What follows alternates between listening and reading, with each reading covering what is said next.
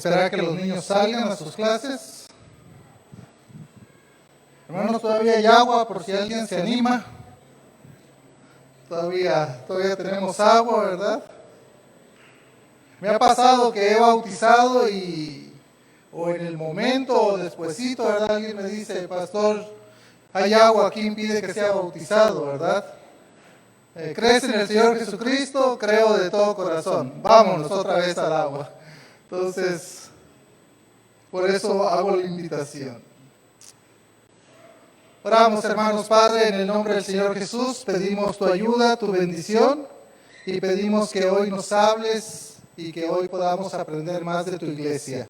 Más, Señor, de lo que tú decidiste en tu corazón el fundarla. Y gracias, Señor, porque podemos hablar hoy un día de membresía en la iglesia, un día de bautismos, y podemos platicar sobre el tema de la iglesia. Gracias, Señor. Gracias por lo bueno, maravilloso que eres con nosotros, y te rogamos tu ayuda. Por Jesucristo oramos. Amén. ¿No es cierto que siempre es importante saber el origen de las cosas? Nuestro primer libro de la Biblia, ¿cómo se llama? Génesis, o Orígenes, ¿verdad? Génesis, ¿sí? Siempre nos es importante. Sabe que muchas películas y muchos cómics hoy de superhéroes están volviendo a explicar cómo comenzó todo. Entonces, están los X-Men, ¿verdad? Y dicen X-Men, Orígenes. Están los Avengers y dice Avengers, Orígenes, ¿verdad? ¿Por qué? Porque quieren empezar a saber cómo fue eso del origen, cómo fue que comenzó todo. Eso nos pasa a nosotros cuando queremos saber de dónde venimos como familia. ¿Qué hacemos? Vamos al famoso árbol genealógico, ¿verdad? Y algunos son muy orgullosos de su árbol genealógico. Es que yo vengo, ¿verdad? Es que mi familia viene de allá. A mí me dijeron que los Enríquez veníamos de Francia, pero nunca le he encontrado parecido, nunca le he encontrado mucho. Entonces no sé de dónde venimos, ¿verdad? Pero cuando queremos conocer algo, vamos a esos inicios, vamos a ver. Hace poquito con mi esposa vimos una película, Marcas de Vida. Marcas de Vida es una película donde la mamá adolescente da a su hijo en adopción, una familia viene y lo empieza a cuidar, son sus padres, ¿verdad? Pero el muchacho cumple 18 años y la señora quiere, la verdadera mamá empieza a hacer una búsqueda de dónde está su hijo, ¿verdad? Siempre las películas así nos llaman la atención. ¿Por qué? Porque queremos ver de dónde venimos, cuál es el origen. ¿Por qué estoy hablando de origen, hermanos? Un día de membresía, un día de bautismos, un día en el cual la iglesia está reunida. Porque es importante también que nosotros veamos cuál es el origen de la iglesia. Es importante ver dónde fueron las primeras veces que apareció la palabra iglesia, y que nosotros entonces veamos esas partes, esos versos, y podamos sacar algunas conclusiones, porque el tema de hoy, hermanos, como vieron con el grupo de sordos, el ministerio es una iglesia que fue fundada para un gran impacto.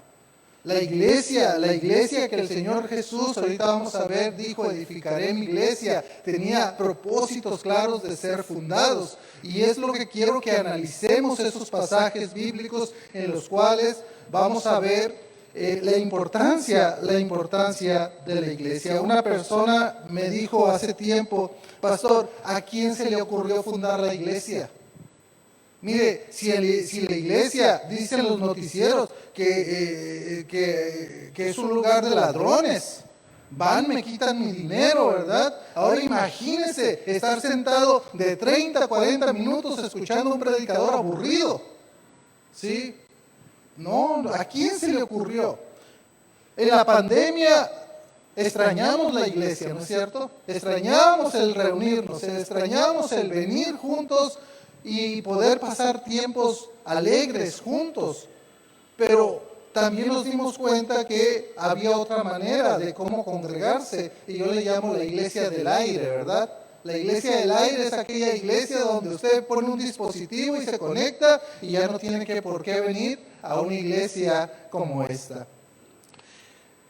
Es curioso, hermanos, que podemos empezar a ver esas tres primeras ocasiones, hermanos, donde la palabra iglesia aparece en la Biblia. Y parece ser que la primera vez que aparece la palabra iglesia fue predicha por el Señor Jesús, haciendo una promesa. Vaya conmigo a Mateo 16, 18. Usted mira, ¿y qué pasó con Hechos, verdad? No se preocupe, ahorita vamos a ir a Hechos.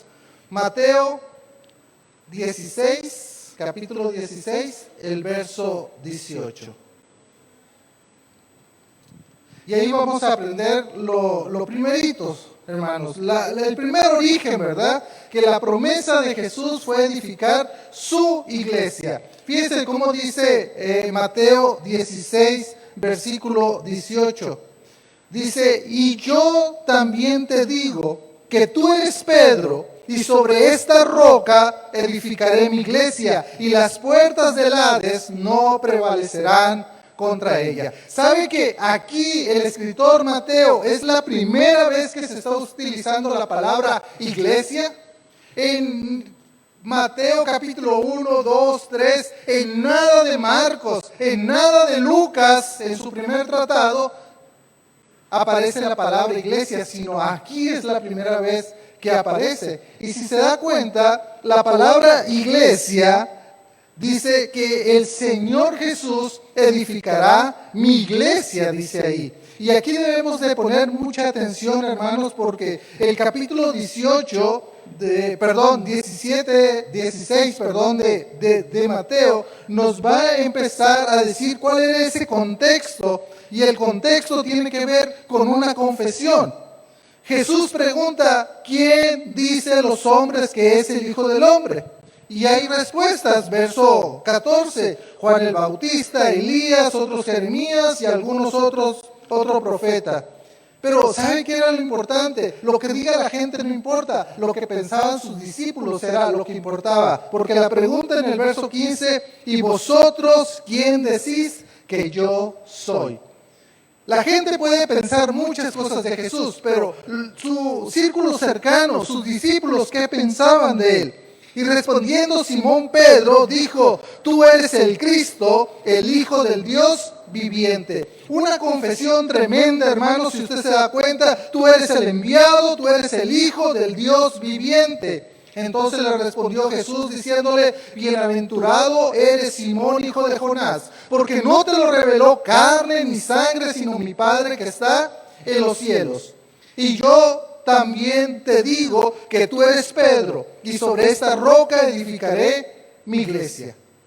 Interesante, ¿no? Que sea aquí donde se dice por primera vez que el Señor va a hacer algo con su iglesia. Aquí siempre ha habido problemas de interpretación, hermanos. Porque siempre se ha dicho, ¿y quién es la piedra?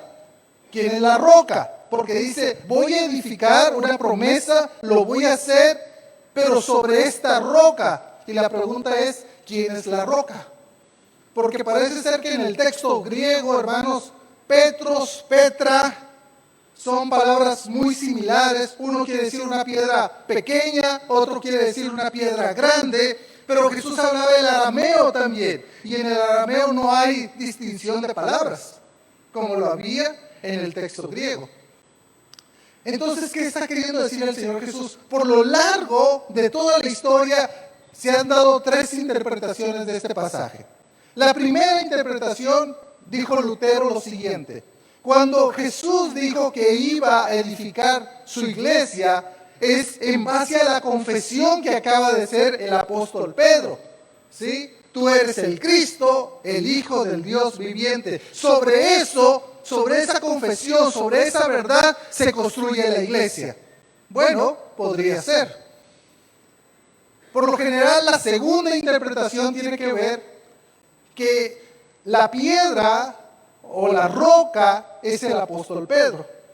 Y ahí muchos cristianos evangélicos como nosotros sacamos las garras y decimos, no puede ser. Lo que pasa, hermanos, es que La iglesia católica, la iglesia tradicional ha dicho esto. ¿Por qué? Porque ahí da el fundamento él de que Pedro es el primer papa, ¿verdad?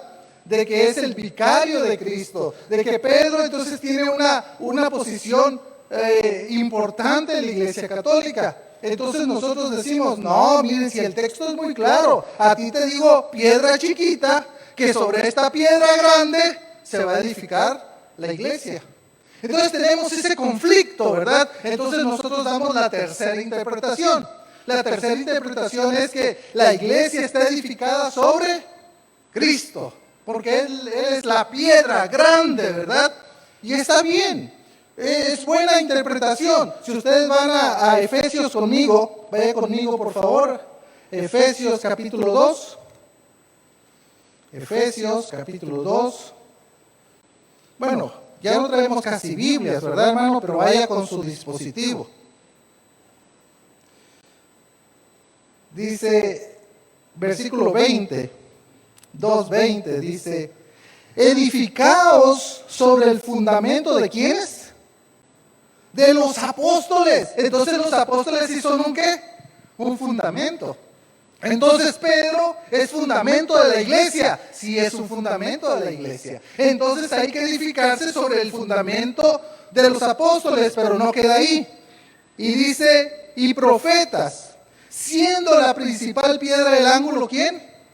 Jesucristo mismo. Entonces, ¿quién es la piedra principal, angular, donde en la construcción se ponía esa primera piedra? Es el Señor Jesucristo. ¿Sí? Pero los apóstoles son importantes, hermanos. Y pensar que Pedro podía ser un fundamento debe estar también en nuestros corazones y en nuestras conciencias, en nuestros pensamientos. ¿Por qué? Porque luego le dice, y a ti te daré las llaves de los cielos. ¿Y qué es eso? O sea que Pedro decide quién va al cielo y quién no va al cielo. No. Lo que está diciendo, tú vas a ser el primero en llevar el evangelio. Y si ustedes recuerdan, Hechos capítulo 2, ¿quién fue el primero que dio el primer sermón? Pedro. ¿Sí? Capítulo 11 de Hechos, el primero en que los gentiles pueden entrar al reino de los cielos. ¿Quién abrió las puertas? Pedro. Entonces pensar que Pedro es un fundamento clave para la iglesia, eso es muy importante. El Señor Jesús dice que Él va a edificar su iglesia, que Él la va a construir. Y es algo hermoso, porque en este pasaje todavía era futuro. Pero en Hechos ya va a ser algo presente. Entonces fíjese, la iglesia, si vamos a sus orígenes buscando, lo primero es la promesa del Señor Jesús. Voy a edificar mi iglesia y la voy a proteger, porque las puertas del Hades no van a prevalecer contra ella. Entonces, ¿quién la inventó? El Señor Jesús. ¿Quién dijo que iba a haber una iglesia? El Señor Jesús. Es la primera vez donde la palabra iglesia aparece. Vayamos a la segunda vez donde la palabra iglesia aparece. Es algo curioso, hermanos, que también aparece en Mateo. Vaya conmigo a Mateo de nuevo, capítulo 18 ahora. Estábamos en el 16, ahora vamos al capítulo 18 de Mateo. La segunda vez que aparece la palabra iglesia fue predicha por el Señor Jesús también en el Evangelio de Mateo, pero en un contexto totalmente diferente. En el primer contexto era, ¿quién dice la gente que soy yo? ¿Quién dice ustedes que soy yo? Ahora el contexto cambia y ahora el contexto es arreglar un conflicto. ¿Cómo se arregla un conflicto? ¿Cómo se arregla un conflicto? Miren, hermanos, es algo que como iglesia se nos olvida cómo debemos de arreglar los conflictos. Es más fácil salir huyendo de una iglesia, hermanos, que arreglar un conflicto. Y Mateo capítulo 18, versículo 17, es donde aparece la palabra iglesia. Fíjense lo que dice. Si no los oyere a ellos, dilo ¿a quién? A la iglesia. Y si no oyera a la iglesia, tenle por gentil y publicano. ¿De qué está hablando? Segunda vez que aparece la palabra eclesía. que es iglesia. Segunda ocasión que aparece. Y ahora el Señor Jesús, en el contexto que aparece aquí, nos está ayudando a entender que entre personas va a haber conflictos. Debido a que nuestro corazón está el querer ser el más grande, el más importante. El orgullo ataca nuestras vidas para poder sobresalir sobre otras personas. Nosotros deberíamos de ser llamados a la humildad y a la sencillez del corazón. Por eso el Señor Jesús va a exhortar a sus discípulos usando unas metáforas. Vea lo que dice la Escritura antes de llegar al verso 17. Verso 15. Por tanto, si tu hermano peca ¿contra quién? Contra ti. Si tu hermano peca contra ti, es lo que dice. Ve y repréndele estando tú y él, ¿cómo? Solos. Aquí tenemos lo primero. Cuando tú te enteras que un hermano tiene algo contra ti, ¿qué tengo que hacer yo como un hijo de Dios? Irlo a buscar solo y decirle, ¿sabes qué? Pareciera ser que tenemos un conflicto. Arreglémoslo en el nombre del Señor Jesús. Eso es difícil, ¿no es cierto, hermanos? Porque no dice que la persona que tiene el conflicto con la otra tiene que ir a buscarlo, sino el que se entera que la otra persona tiene el conflicto, va y le dice, sentémonos, platiquemos y arreglemos esto. A eso se llama madurez. Madurez se llama. Cuando tú eres un cristiano maduro, una cristiana madura, vas a poder actuar de esa manera. Porque lo que decimos es que venga él, que él fue el que me ofendió, ¿no es cierto? Que venga él y platique conmigo. Bueno, ve tú y arréglalo. Estando tú y él solos, dice Mateo, ¿verdad? Dice, y si te oyere, ¿has ganado a quién? A tu hermano. ¿Por qué? Porque la resolución de conflictos, hermanos, se tiene que dar. No podemos vivir peleados siempre. Se tiene que dar resolución de conflictos. Vea, versículo 16. Mas si no te oyere, o sea, no quiero arreglar esto, no, que dice, toma aún contigo a uno o dos, para que en boca de 2 o 3 testigos conste toda palabra. Ok, yo ya fui solo, no me hizo caso, no pudimos arreglar, que dice que tome a uno o ¿cuántos más? O 2 testigos. ¿Por qué 1 o 2 testigos, hermanos? Esto es muy importante. Si ustedes van al Antiguo Testamento, se van a dar cuenta que siempre los testigos eran importantes para cualquier cosa. Y es importante que por boca de 1 o 2 testigos pueda decir lo que está sucediendo ahí. Entonces, voy solo, no se arregla, vente, ayúdame. ¿Sabes qué? Yo quiero arreglar esto. Quiero que este problema se quede arreglado. No quiero que haya nada en mi corazón. Ven, acompáñame. Y tú vas y lo acompañas. ¿Y qué dice la Escritura? Dice, para que en boca de 2 o 3 testigos conste toda palabra. Si no los oyere ellos, puede darse esa situación. Que esta persona tampoco quiera escuchar. Entonces, ¿qué hacemos? Si ya fui solo, si ya llevé testigos, pues ahí que vea cómo le hace, ¿verdad?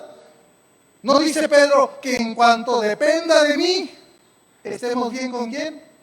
¿Con todos? Bueno, yo ya hice mi parte. No, la Biblia sigue diciendo, dando las ideas para que nosotros podamos resolver un conflicto. Y en ese contexto, mis queridos hermanos, de arreglar conflictos, aparece por segunda vez la palabra eclesía, la palabra iglesia. Dice el verso 17, y si no los oyere a ellos, dilo a la iglesia. ¿Cómo a la iglesia? Fíjense, hermanos, que he tenido un problema. No. Vamos con los líderes primero. Vamos con el pastor, los líderes y decimos, hermano, fíjese, está ocurriendo esto. Y yo he tratado de arreglar la situación y no he podido. ¿Ok? Los líderes dicen, vamos a llamarlos a los dos y vamos a tratar de arreglar este conflicto. ¿Ok? Ahí es donde entra la iglesia. Fíjese, curioso, ¿verdad? Pero la iglesia también ayuda a los hermanos a poder arreglar algún conflicto. Dilo a la iglesia. Pero, vea lo que dice. Y si no llega a la iglesia, bueno, pues, qué obstinado, ¿verdad? Si no llega a la iglesia, ¿qué pasa? Tenlo por gentil y publicano. Como una persona que no quiere agradar a Dios, como una persona que no le importa a Dios, como una persona que vive separado de Dios, trátalo de esa manera. Wow. Segunda vez que aparece la palabra iglesia. Estamos buscando los orígenes de la palabra iglesia. Primera, voy a edificar de mí la iglesia. Textualmente en el texto griego. ¿Sí? Segundo, si no te oyere, dilo a la iglesia. ¿Saben qué, hermanos?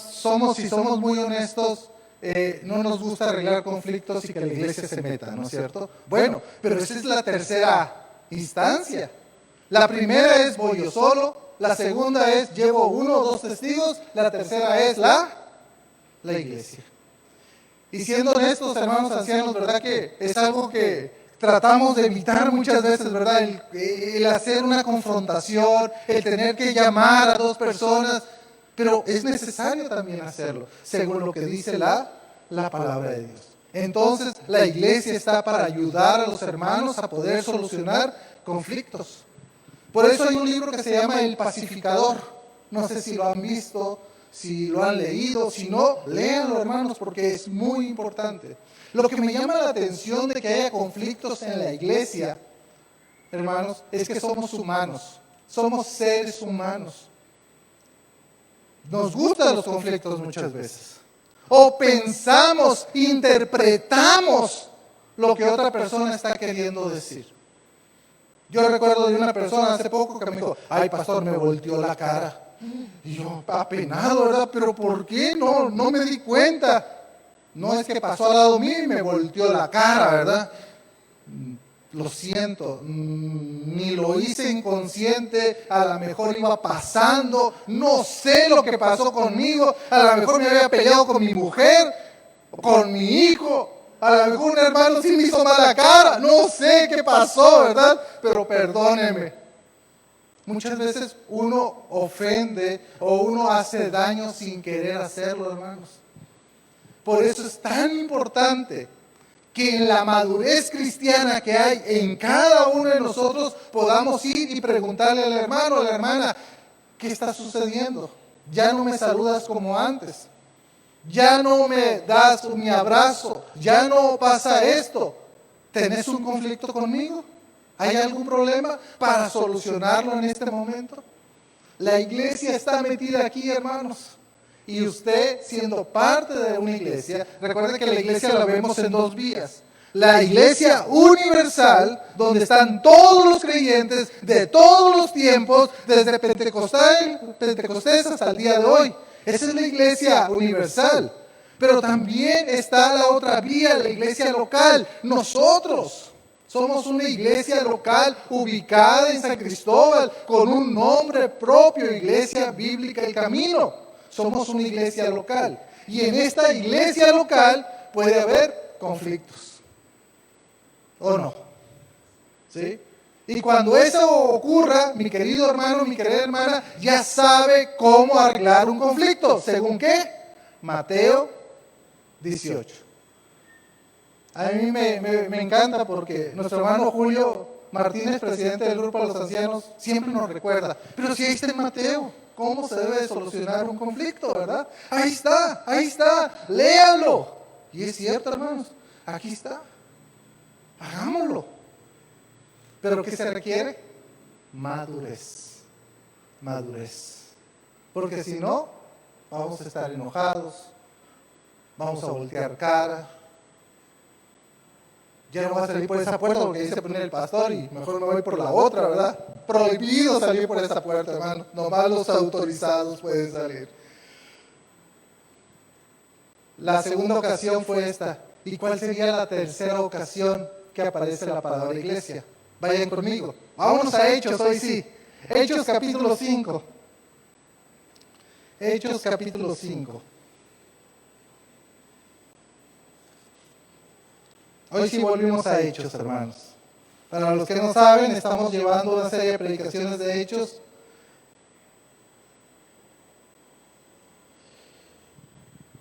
Hechos capítulo 5. ¿Se acuerdan de Ananías y Zafira que prediqué la última vez? Ananías y Zafira era un matrimonio que vio el ejemplo de José. Y José en su corazón dijo, voy a vender un terrenito porque la iglesia va en crecimiento. Ya eran, la última vez que tomamos cuentas, primero fueron 120, luego 3,000 y luego 5,000 personas. Entonces, entre niños, mujeres y hombres, la iglesia más o menos ya tenía unos 10,000 miembros en ese momento. Y empezaron a surgir ciertas necesidades. Y al ver la necesidad, José dijo, tengo un terrenito, no lo estoy usando. Lo vendió y puso el dinero de la venta a los pies de los discípulos para poder ayudar en necesidades específicas. ¿Ok? Lo vio Ananías y Zafira y dijeron, wow, yo quisiera ser como ese José. Nosotros también tenemos un terrenito, una propiedad. Vendámosla y pongámoslo a los pies de los discípulos. Pero a este matrimonio se le ocurrió la brillante idea de sustraer. Y la palabra sustraer, hermanos, tiene que ver con fraude financiero. A esto no lo dije la vez pasada. Pero tiene que ver, esa palabra tiene que ver con fraude financiero. O sea, hagamos un fraude. Saquemos una parte y le vamos a decir a los apóstoles que la vendimos en tanto, pero nosotros ya sacamos esa parte y vamos a quedar, wow, toda la gente nos va a aplaudir, toda la gente nos va a decir qué buenos cristianos son, generosos, wow, yo quiero ser como ustedes, así como pasó con José, ¿verdad? Pues bueno, van. Y el apóstol Pedro, no sé si recibió una visión de Dios, no sé qué pasó, si hubo un don especial ahí por parte del apóstol Pedro, pero le dice a Ananías, Ananías, ¿por qué llenó Satanás tu corazón al decir esta mentira? Y ¡pum!, cayó muerto. A las horas llega la esposa y Pedro le pregunta, mira, ¿vendieron en tanto? Sí, vendimos en tanto. Y les dice, ¿sabes qué? Aquí están los jóvenes que fueron a llevar a tu esposo a la sepultura y vas a caer tú también. Y ¡pum!, cayó muerto. Y ahí es donde va a aparecer la tercera vez la palabra iglesia. Estamos yendo en orden, ¿ok? Dice el versículo 10, al instante ella cayó a los pies de él y expiró, y cuando entraron los jóvenes la hallaron muerta y la sacaron y la sepultaron junto a su marido. Vea el versículo 11, y vino gran temor sobre toda la tercera vez que aparece la palabra iglesia. La iglesia. Wow. Lo que pasa, hermanos, es que la iglesia está surgiendo, la iglesia está impactando. De ser 11, 120, y luego después 3,120, después 5,000, ahora casi 10,000. El reino de Dios está avanzando, pero el reino de Dios no puede avanzar con mentiras. No puede avanzar el reino de Dios con las personas llenas de Satanás. Porque Pedro le dijo, Ananías, ¿por qué llenó Satanás tu corazón? Tiene que ser lleno ¿de qué? Del Espíritu Santo para que avance la obra de Dios. Y es por eso, hermanos, que aquí yo veo una decadencia espiritual, unos pasos para iniciar un proceso de decadencia espiritual. Número 1, darle lugar al diablo. Cuando usted empieza a darle lugar al diablo, va a empezar un paso de decadencia espiritual. Una espiral descendente, no ascendente, sino descendente. Usted va a ir hacia abajo. Porque usted está dándole lugar a Satanás. ¿Por qué, Ananías? ¿Por qué Satanás llenó tu corazón? Si Santiago, ¿qué es lo que nos dice? Resistid al diablo y él va a ¿qué? Huir de vosotros. Cuidado con eso. Ananías y Zafira dijeron una mentirita piadosa, decimos, ¿no es cierto? Que es una mentirita, que es solamente sustraer algo mío y decir que eso fue. Mire, de cosas pequeñas que vamos haciendo, nos vamos alejando de el Señor. Lo primero entonces es darle lugar al diablo. Lo segundo, damos lugar al pecado en nuestra vida. La mentira. Ananías y Zafira. Satanás llenó su corazón, pero escuche bien esto. Ananías y Zafira dejaron que Satanás llenara ¿qué? Su corazón. Porque si somos de esas iglesias que le echamos la culpa a Satanás por todo, ¿verdad? Sí, ahí está Satanás, no. Satanás influyó en ellos y ellos ¿qué dejaron? Que Satanás llenara su corazón. Esto entonces, cuando yo dejo que Satanás entre a mi vida, es el pecado. Y se va a ver reflejado. La mentira, ahí está la mentira. Número 3. Fíjense, hermanos, esto pasa, nos hacemos irracionales. ¿Qué quiere decir esto? No pensamos bien las cosas. ¿Sabe que a esto los psicólogos le llaman distorsiones cognitivas? Son maneras erróneas que tenemos de procesar la información. Es decir, analizamos la información de nuestro alrededor generando consecuencias negativas. Cuando digo, hermanos, que nos volvemos irracionales, es que actuamos de forma que no actuaríamos normalmente. Porque Satanás está llenando nuestro corazón, porque el pecado está en nuestra vida, ya nos justificamos lo que estamos haciendo. Y vivimos justificando y justificando. Hace poco nos enteramos de una pareja donde el esposo estaba actuando de una manera irracional. Y uno decía, pues si yo lo conozco, yo sé quién es.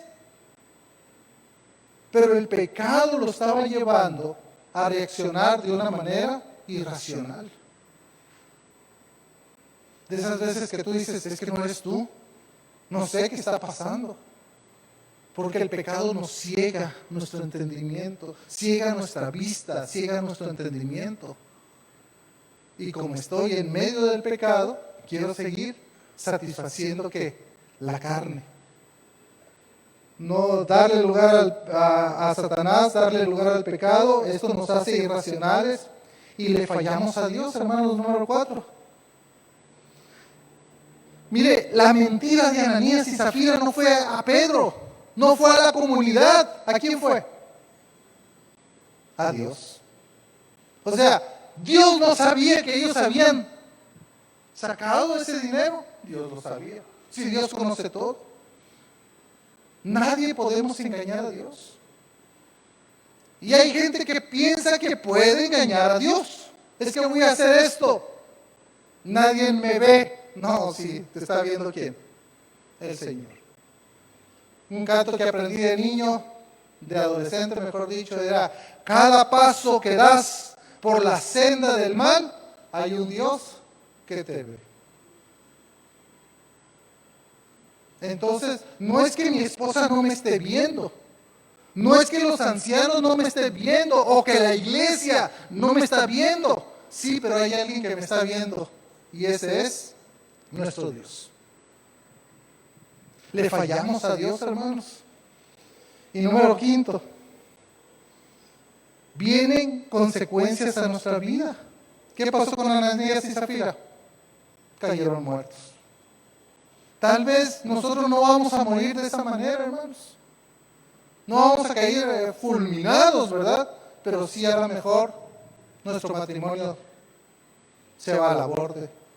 La pérdida de una persona, pérdida de un negocio, pérdida de la familia, no sé, tantas cosas que pueden venir. Y lo último, hermanos, en este proceso de decadencia es que la gente reacciona ante lo sucedido. La gente reacciona ante lo sucedido. Vea lo que dice la palabra de Dios. Y vino gran temor sobre ¿quiénes? Sobre toda la iglesia. Y sobre todos los que oyeron estas cosas. O sea, no solamente lo oyó ¿quién? La iglesia. ¿Quién más lo oyó? La gente que estaba afuera. Y es ahí, hermanos, cuando el apóstol Pablo le dice a los romanos, por culpa de ustedes, el nombre de Dios ha sido blasfemado entre los gentiles. Porque se entera la gente de afuera, y la gente de afuera habla. Como aquella persona que le dijimos, mira, acepta al Señor Jesús. Ay, no, para ser como fulanito de tal, mejor me quedo así, ¿verdad? Wow. ¿Cuál será el testimonio que estamos dando? Para que la gente pueda decir, no, yo no quiero ser cristiano. Obviamente están poniendo la mirada en ¿quién? En las personas. Nuestra mirada debe estar puesta en Dios. No dice la Escritura, puesto los ojos en Jesús, el autor y consumador de nuestra fe. Para terminar, hermanos, vayamos a versículo 12.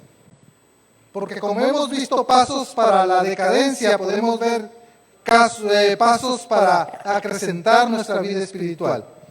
Dice versículo 12, y por la mano de los apóstoles se hacían muchas señales y prodigios en el pueblo, y estaban todos unánimes en el pórtico de Salomón. De los demás, ninguno se atrevía a juntarse con ellos, mas el pueblo los alababa grandemente. Y los que creían en el Señor aumentaban más, gran número, así de hombres como de mujeres. Tanto que sacaban a los enfermos a las calles y los ponían en camas y lechos, para que al pasar Pedro, a lo menos su sombra cayese sobre alguno de ellos. Y aún de las ciudades vecinas, muchos venían a Jerusalén trayendo enfermos y atormentados de espíritus inmundos, y todos eran sanados. Este es el tercer resumen de Lucas, escritor, donde está diciendo cómo va la iglesia. El otro estuvo en capítulo 2, el otro estuvo en capítulo 4. Pero es curioso, hermanos, que podemos dar algunos pasos para que nosotros podamos acrecentar nuestra vida espiritual. Lo primero, hermanos, déjense usar por el Señor para que Él muestre su poder. Déjese usar por el Señor. Deje que el Señor use su vida, sus dones, sus talentos. Déjese usar por el Señor. Sírvale al Señor, deje que Él pueda usarlos. Los apóstoles dicen, y por la mano de los apóstoles se hacían muchas señales y prodigios en el pueblo. Sí, es cierto, por la mano de los apóstoles, pero los apóstoles solamente eran ¿qué? Instrumentos para ser usados por el Señor. Ahora, si se dan cuenta, esta era una petición que se hizo en el versículo 30 del capítulo 4. Bueno, voy a leer desde el 29 para tener un poquito de contexto. Dice, y ahora, Señor, mira sus amenazas y concede a tus siervos que con todo denuedo hablen tu palabra, mientras extiendes tu mano para que se hagan sanidades y señales y prodigios mediante el nombre de tu santo Hijo Jesús. Ahora escuchen, y por la mano de los apóstoles se hacían muchas señales y prodigios en el pueblo. O sea, lo que se pidió en Hechos capítulo 4, versículo 30, se está cumpliendo ahorita. El Señor está haciendo señales y prodigios, pero está utilizando a sus siervos, que son los apóstoles. Pero el que da el poder, ¿quién es? Es Dios. Por eso ellos se dejaron usar por el Señor. Número 2. Primero dije, dejémonos usar por el Señor.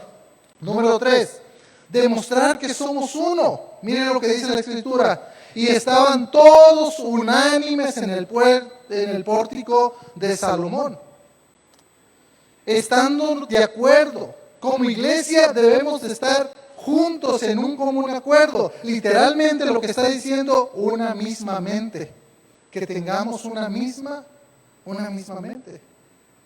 ¿Se da cuenta? Primero, usado por el Señor. Me dejo que Dios maneje mi vida, controle mi vida, me use. Pero también, lo segundo, es que debemos de mantenernos en unidad, no separados, hermanos. El grito de batalla de Satanás es: divide y vencerás. Si el Señor empieza a dividir nuestra iglesia, Satanás va a empezar a ganar ventaja. Pero si estamos unidos, orando unos por otros, creciendo en la palabra del Señor, vamos a estar unidos, totalmente unidos. Número 3, vea lo que dice el verso 13. De los demás ninguno se atrevía a juntarse con ellos, mas el pueblo los alababa grandemente. El tercero es ganarnos el respeto de las personas, hermanos. Unos con dudas, unos querían juntarse y otros no querían juntarse. Bueno, los que no querían juntarse dudaban, tenían dudas, o eran esos líderes religiosos que estaban poniendo siempre trabas, ¿verdad? Pero otros los alababa, decía: vean lo que el Señor está haciendo en sus vidas, gánese el respeto de las personas, hermanos. Para que usted pueda impactar la vida de otras personas, tiene que ganarse el respeto, si no, no se va a poder. Número 4, hermanos, compartir la palabra. Vea lo que dice el verso 14. Y los que creían en el Señor aumentaban más, gran número así de hombres y de mujeres. ¿Se acuerdan que habíamos dicho 120, 300, no, 3,000, 5,000? Se acabaron las cuentas así. Ahora estaba creciendo tanto que ya no había necesidad de contar. Ahora era gran número. ¿Se acuerdan que antes eran hombres? Ahora son hombres y mujeres. La iglesia está en crecimiento. Sí, la iglesia está en crecimiento cuando nos dejamos usar por el Señor. Sí, la iglesia está en crecimiento, hermanos, cuando estamos juntos, unánimes. Sí, la iglesia está en crecimiento, hermanos, cuando impactamos la vida de las personas. Y las personas pueden ver nuestro testimonio. Pero también la iglesia está en crecimiento cuando compartimos su palabra. Cuando hablamos, le hablamos a nuestros vecinos, a nuestros amigos, le hablamos a las personas para que puedan llegar a conocer del Señor Jesús. Y número 5, mire, dice, versículo 15 y 16. Tanto que sacaban los enfermos a las calles y los ponían en cama y lechos, para que al pasar Pedro, a lo menos su sombra cayese sobre alguno de ellos. Y aún de las ciudades vecinas muchos venían a Jerusalén trayendo enfermos y atormentados de espíritu inmundos, y todos eran sanados. Número 5, hermanos, poner en práctica nuestros dones espirituales. En esa ocasión, Dios usó a Pedro, a los apóstoles, y les dio dones. Esos dones servían para que el mensaje que ellos estaban dando fuera autentificado. Por eso había tantas sanidades. Por eso la gente sacaba. Dice que la sombra de Pedro, para ver si la sombra, ya ni que lo tocaran, ya ni que le hablaran, sino que la sombra pudiera pasar. Es que, hermanos, cuando el Señor determina usarnos, el Señor va a hacer los milagros. Bueno, una mujer en el tiempo de Jesús que dijo: si tocase el borde de su manto, si tocase el borde. Esto decía con la sombrita solamente de Pedro, ¿verdad? Es que no es Pedro, no es Juan, no son los apóstoles, es el poder del Señor Jesús obrando a través de sus siervos. ¿Se da cuenta, hermanos? 3 veces aparece la palabra iglesia, las primeras 3 veces, mejor dicho, porque después de ahí, ya, Hechos capítulo 8, Saulo, Saulo, ¿por qué me persigues? Estaba persiguiendo a la iglesia del Señor. Y de ahí ya va, el término iglesia aparece como 80 veces más. El apóstol Pablo lo va a utilizar muchas veces. Pero estas son las primeras 3 veces que aparece la palabra iglesia.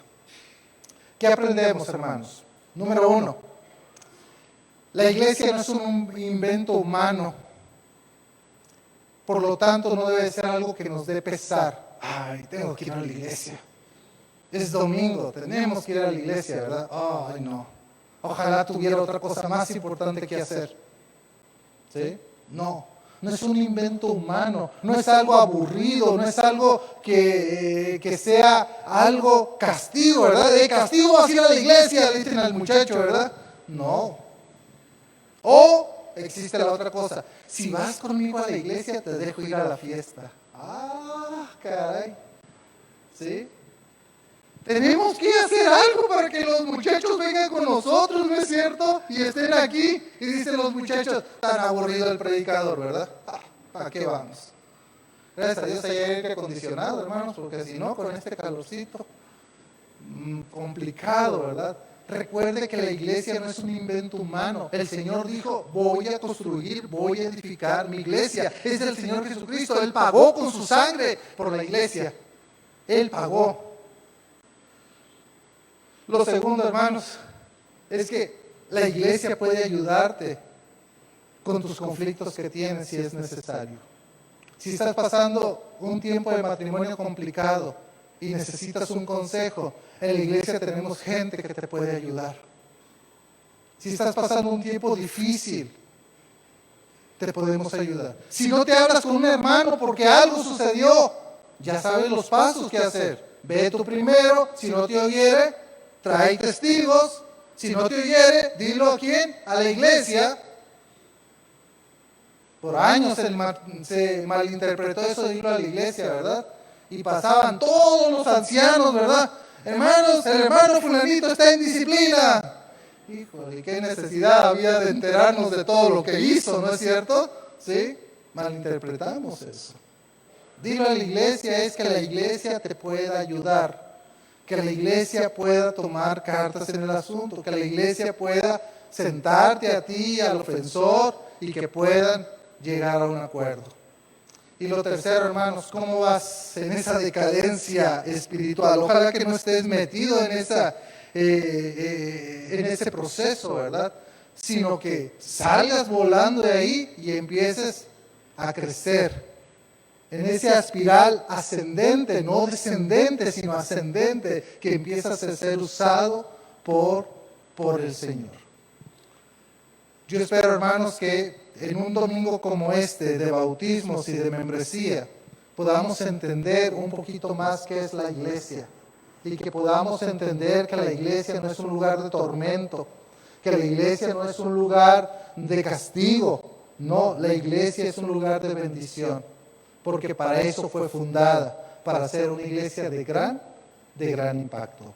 Padre, en el nombre del Señor Jesús, rogamos que sigas ayudando a IBEC, a esta iglesia local, con nombre, con ubicación, Señor, y que por ya casi 35 años, Señor, tú has mantenido firme, tú has usado a tantas personas, Señor, para que te conozcan, pero también para servir, Padre Santo. Gracias porque hemos visto en estos 3 pasajes, Señor, cómo la palabra eclesía, iglesia, aparecieron por primera vez. Gracias por ello, Señor. Y ahora ayúdanos a nosotros a poder, Padre Santo, saber que la iglesia es una iglesia de gran impacto cuando atendemos a las necesidades de otras personas, Señor, cuando compartimos de ti, cuando somos usados por ti, Señor. Aleja a Satanás, Señor, de la iglesia y de nuestra vida. Que tu Santo Espíritu gobierne, controle nuestra vida, porque somos llenos de Él. Por Jesucristo oramos. Amén. Dios les bendiga.